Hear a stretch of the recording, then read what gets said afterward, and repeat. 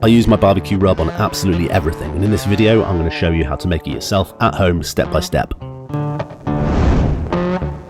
Every single ingredient in this rub can be found at your local supermarket, if not in your kitchen cupboards already, and they're all fairly cheap, so it's a cost-effective way to do a rub.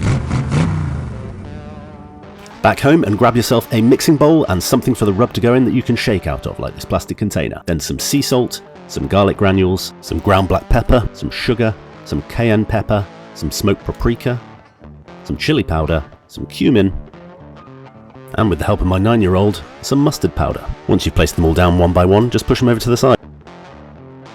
And now we are ready to combine our ingredients in our mixing bowl, starting off with a whole jar of garlic granule.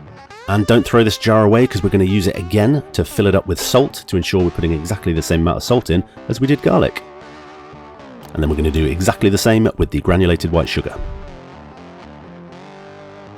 For the next three, we're going to use just half a jar, starting with the smoked paprika, then the chili powder, and finally the cumin.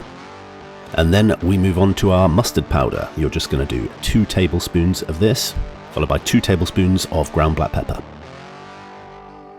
And then to finish it off and add a little bit of heat, we're going to do 1 tablespoon of cayenne pepper. Don't worry, it doesn't make this a spicy rub at all. And with all your ingredients combined, it's time to grab a spoon and mix them up. Just keep going until it's all a uniform colour.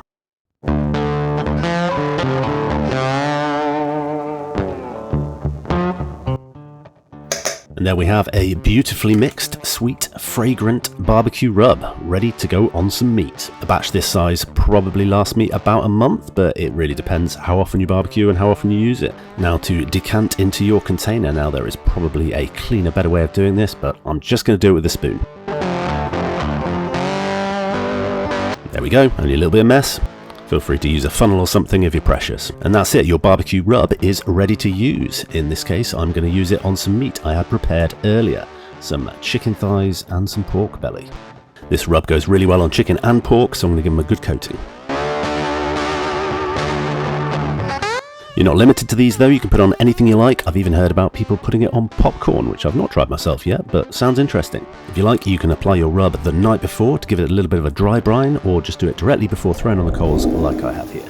The rub also makes a very good base for experimenting with your own rubs, so just take some ingredients out, replace them with things that you prefer, have a little bit of fun with it. And if you like having a little bit of fun with your barbecue, then you are in the right place, because that's what we're all about here. Affordable barbecue and cheap jokes. So if you're new here, please go check out some of my other videos for some easy to follow barbecue recipes, along with perfect comedy timing.